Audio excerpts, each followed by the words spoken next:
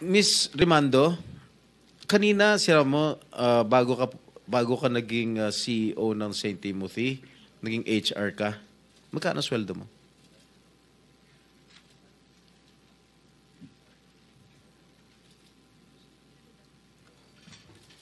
Mr. Chair, yung sweldo ko po noon, nasa 30 to 40 po. 1,000 a month. Alright. Dito sa nakalap kong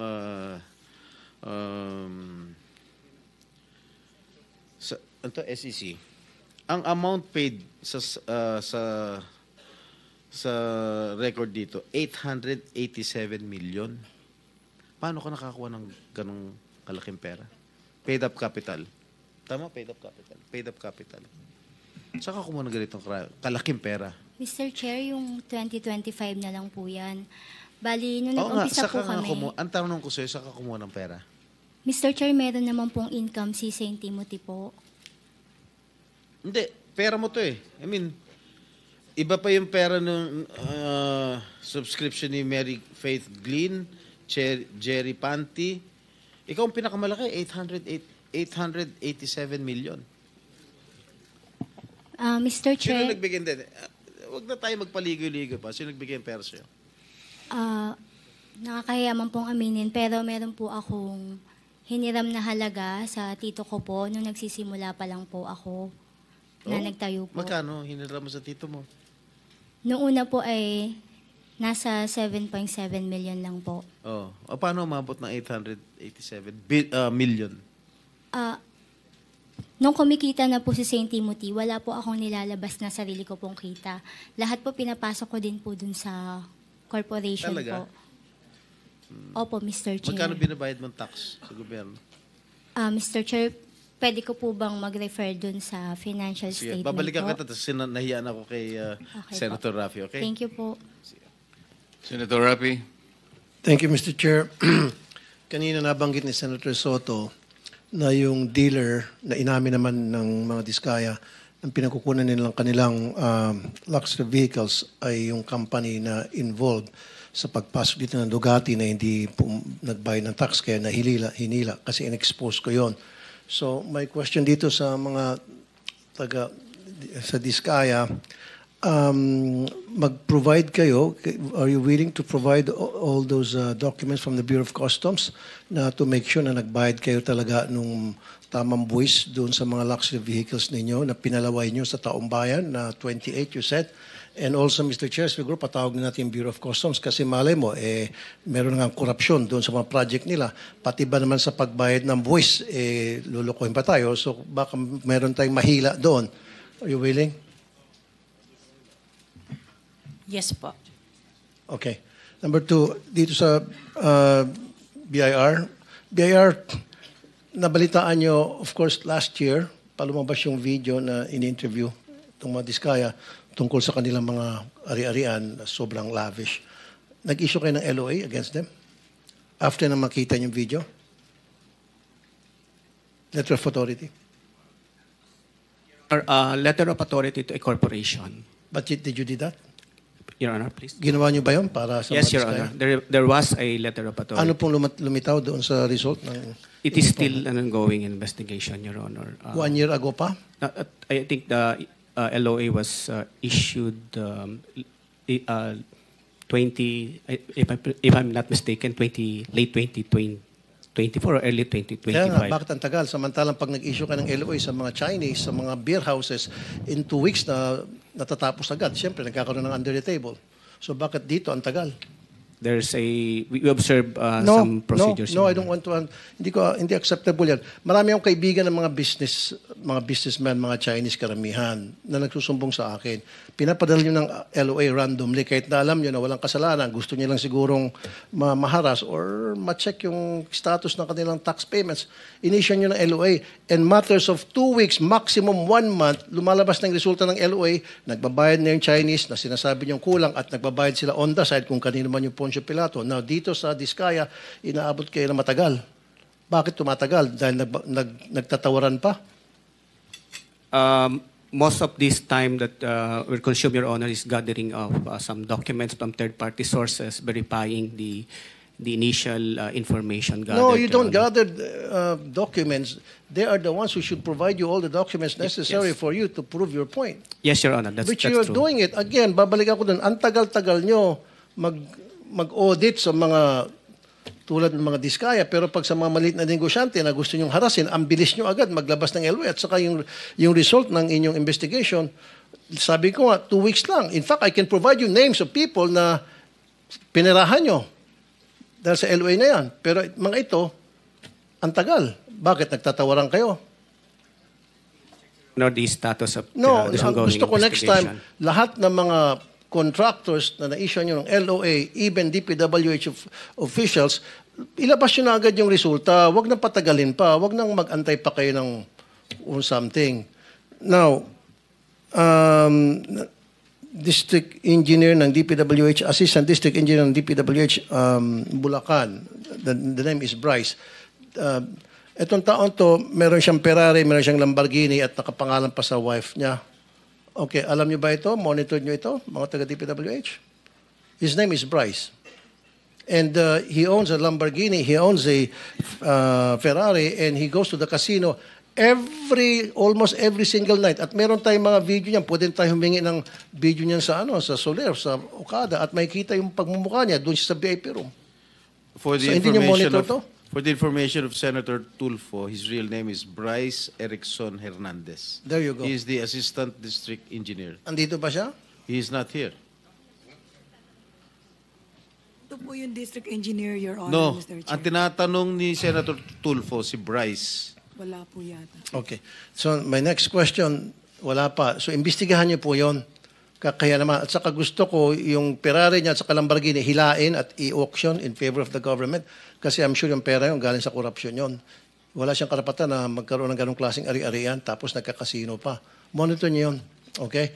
Now, next. Iloilo City Mayor Raisa Treña said flood control projects in Iloilo under St. Timothy and Alpha and Omega are non-functional which caused flooding worth 560 million.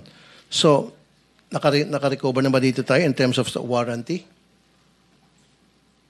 DPWH?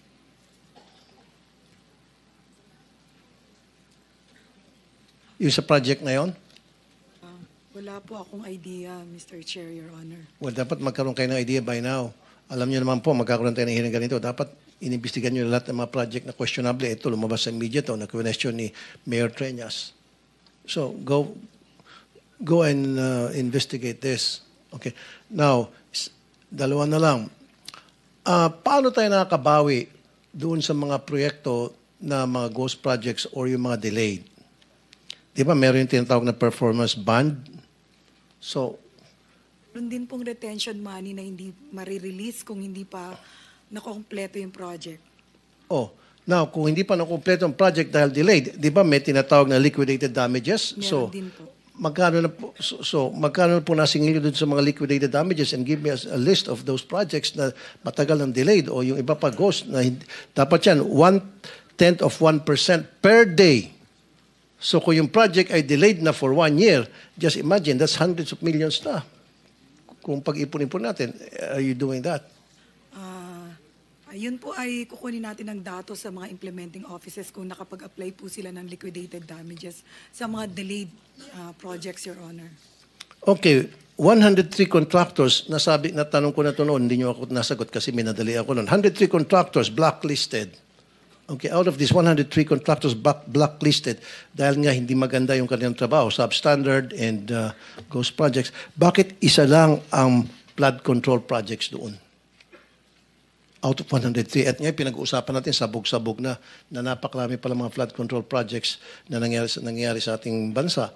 And yet, sa 103 na na-flag down ng DPWH, isa lang bukod tangi ang may kinalaman sa flood control. Why? Mr. Chair, Your Honor, hindi ko po masasagot. Wala po akong... No, I asked this question before. Then, dapat nasagot nyo na by now. Kasi, tinanong ko na dapat prepared na kayo. 103, tapos isa lang ang flood control. Parang naglulukuhan tayo rito. Diba?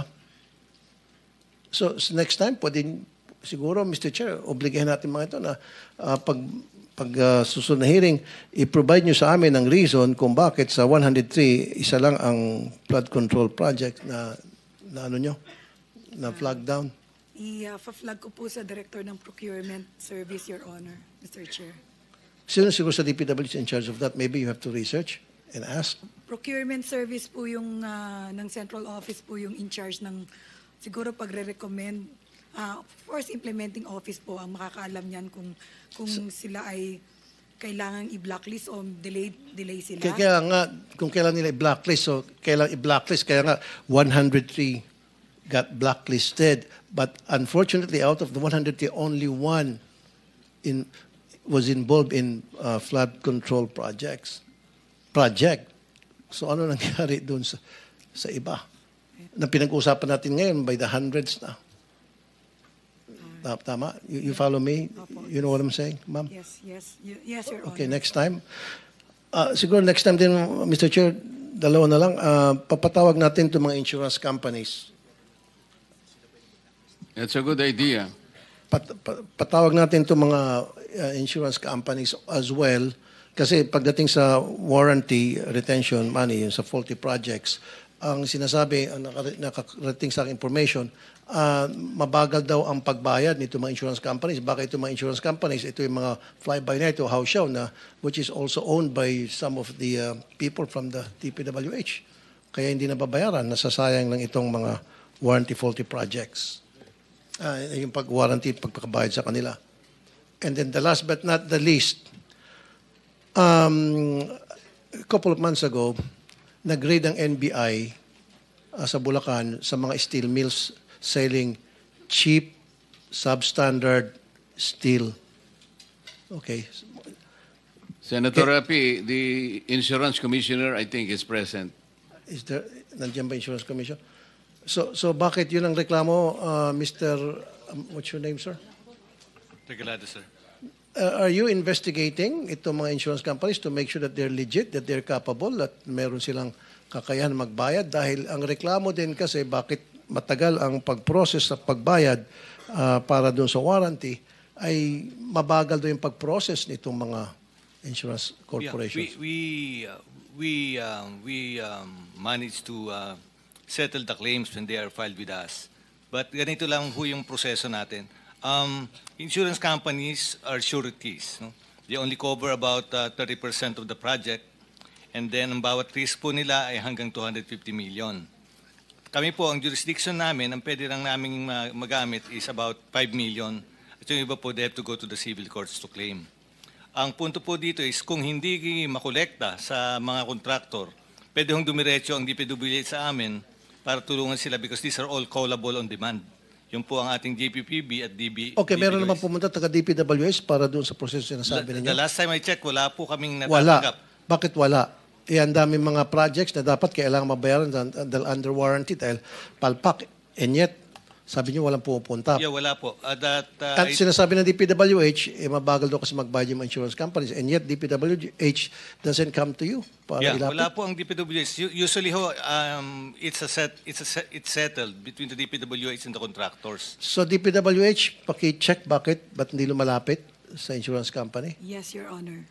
Okay, and last, yung mga cheap steel mills na ito'y paboritong puntahan ng mga loko-loko mga contractors. Alam niyo to, tumatawa kayo ng ulo, especially dyan sa Bulacan, marami yan. Nag-raid na nga yung NBI niyan. Unfortunately, yung ginawa nilang raid, house show lang. Matapos nilang raid, humingi na ng pera, and then umalis na. Ito ang nakakatakot dahil, Mr. Chair, especially mga earthquakes, di ba, pina-expect natin na pwede mangyari anytime. Pati sa mga kalsada rin, ito yung mga galing China, na mga, in fact, ba na ito sa China, ito mga steel products. Alam niyo po ito, bakit hindi niyo po ito pinagre-raid? O bakit hindi niyo po ito pinapapasara? At patuloy pa rin po kayong nagiging parokyano ng mga steel mills na ito. Siguro, sir, may tatanong ko yan sa aking mga kasamaan na nasa distrito, yung sinasabi niyong Bulacan District, o kaya sa Regional Director po ng Region 3 na nakakasakop nun. Dahil ngayon ko lang po din narinig yung NBI na ni-raid. na nag-grade or something. Ngayon ko lang po narinig. So, ibig sabihin, NBI hindi gumawa ng coordination sa inyo to inform you na, hey, marami mga steel mills sa buong bansa, kasama din yung Bulacan, i-raid namin dahil ito ay bilihan ng mga kontraktor ng DPWH na mga substandard materials. Sa opisina ko po, walang nagko-coordinate. Baka po sa opisina ni former Secretary Bonoan. Siguro, Mr. Chair, next time, invite din natin DPWH saka DTI. I mean, yung DTI and NBI. Yes, I think we will do that. Thank you.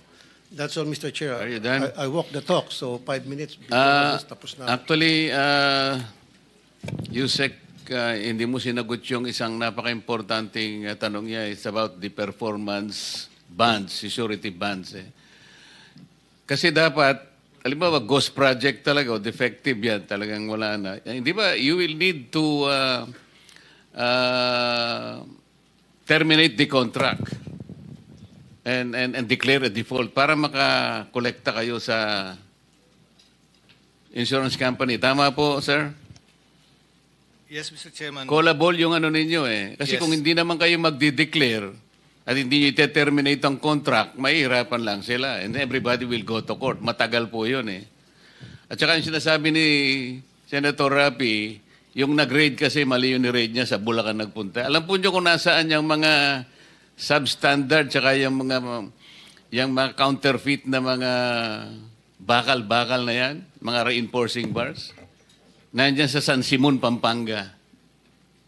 Yan ang steel capital of the Philippines today. Oh, yan, for your information. So, I'm sorry, Mr. Chair, Pampanga nga pala. Bulacan sinabi ko, Pampanga. Pampanga. Yun, tama ka. So, San Simon yun, San Simon. Senator Bong.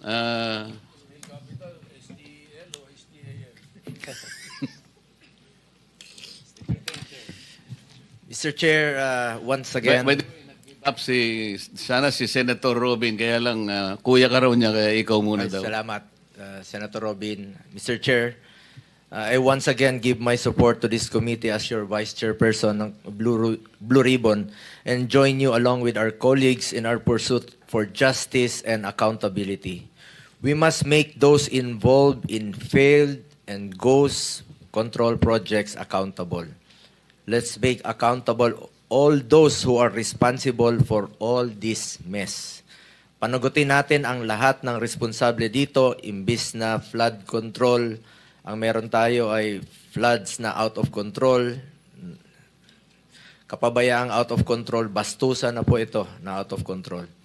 Mula sa contractors, implementers, at maging proponents at legislators, lahat po ay dapat imbestigahan. We must leave no stone unturned. Managot po ang dapat managot.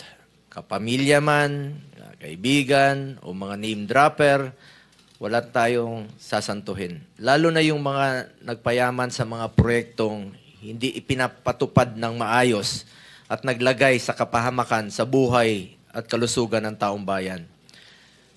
Bastusan na po ito, ginawang gatasan ang mga proyekto ng gobyerno, kailangan ng kahit anumang bansa ng infrastructure. Totoo naman po yun, kailangan natin ng infrastructure para umunlad. Pero huwag po haluan ng bastusan at gatasan. Paano uunlad ang bayan kung ginagawa po itong gatasan ng iilan? Ang daming Pilipino nangangailangan ng tulong, lalo na ngayong madalas na naman ang pag-ulan, isang malaking insulto sa sambayan ng Pilipino na habang nabubunyag ang bilyon-bilyong pisong anomalya sa flood control, lubog sa baha ang maraming bahagi ng bansa. Konting ulan, ang taas na ng baha, lalo na ngayon na may typhoon season na naman po. Flooded streets are also breeding grounds of insects and bacteria that cause diseases. Nasayang po ang pera ng taong bayan sa mga ghost flood control projects na yan. Tapos magdadala pa ng sakit sa mga kababayan natin at gagastusan na naman po ng ating pamahalaan. Hindi lang strike 1, strike 2 pa ang sa kaban ng bayan. Nakakalungkot at nakakagalit na ang pondo ng bayan na posibleng napunta po lamang sa iilang kamay na iilang nagpapayaman at nananamantala. Nagpapabusog habang ang mga kababayan natin ay naghihirap at nagugutom. This is not just corruption, but an injustice in every sense of the word. Ilang Pilipino na sana ang napakain, napagamot, nabigyan ng bahay at naiahon sa hirap kung ginamit yung perang yan sa tama. Nakakapanlumo na 1/3 lang po ng budget ng DOH ay ang 1/3 lang po ng budget ng DOH kumpara po sa DPWH. Dapat gamitin na lang ito sa mga programang direktang makakatulong lalo na po pagdating sa pangangalaga ng kanilang buhay at kalusugan. As principal author of Republic Act 12076 or isang co-author din po, ang principal sponsor niyan si Senator Jinggoy Estrada or ang Ligtas Pinoy Centers Act, which mandates the establishment of evacuation centers in every municipality and city in the country. I call on the DPWH, priority nyo naman po ito, batas na po ito. I call on the DPWH to prioritize this law instead of implementing failed flood control projects. Dapat po inuna ninyo itong mga evacuation centers dahil batas na po ito at mapapakinabangan po ito ng mga kababayan natin tuwing merong nababaha at nababagyo. Ito talaga ang mapapakinabangan ng mga nababaha. Sa reported 1.2 trillion budget for flood control from 2022 to 2025, ang pwede pong maitayo na evacuation centers, kung binigyan nyo po ng prioridad ay 60,000 evacuation centers. Lahat na sana ng 1,493 municipalities at 200 cities may evacuation centers na. Sa budget na ito, 80,000 health centers na po sana ang pwedeng maitayo. At kaya pa ang 800 tertiary hospitals na hindi na po mahirapan ang mga kababayan natin sa malalayong lugar na magpagamot. Sa mga involved sa anomalyang ito, makonsensya naman kayo, nilapastangan nyo na po ang kaba ng bayan, nilagay nyo pa sa peligro ang taong bayan. As I have mentioned last hearing, 2023 pa po ito, August, to be exact. During a Senate hearing, hiningi ko po sa DPWH ang kanilang master plan dahil naobserbahan ko po na maraming mga flood control projects situated in areas with little or no human population. Wala talagang katao-tao. I now welcome the appointment of Secretary Vince Dizon to head the agency. I hope he succeeds in rooting out corruption in DPWH and implement projects that can truly benefit Filipinos. Mula noon hanggang ngayon, galit po tayo sa korap at mapang-abuso. Dapat lang panagutin natin ang may sala para matigil na ang ganitong nakakasukang kalakaran sa gobyerno. Pagod na po, binging-bingi at sukang-suka na po ang taong bayan sa politika at siraan. Ngunit kailangan pong lumabas ang katotohanan para matigil na ang lahat ng kalokohang ito. I am one with the Filipino people in calling for accountability. Let us make accountable all those who are responsible for all this mess. Meron lang po akong katanungan kay Sara Diskaya. You have few minutes already na natitira. Opo, sir. Bilisan ko lang po. Salamat po. Ilan po ang flood controls na nakuha niyo sa gobyerno? Metro Manila in particular. Hindi na sa from 2022 to 2025. Lahat na po. Ngayon, 138 projects. Metro Manila. All over. Tingnan niyo muna yung video ito. May baha. Quick lang po.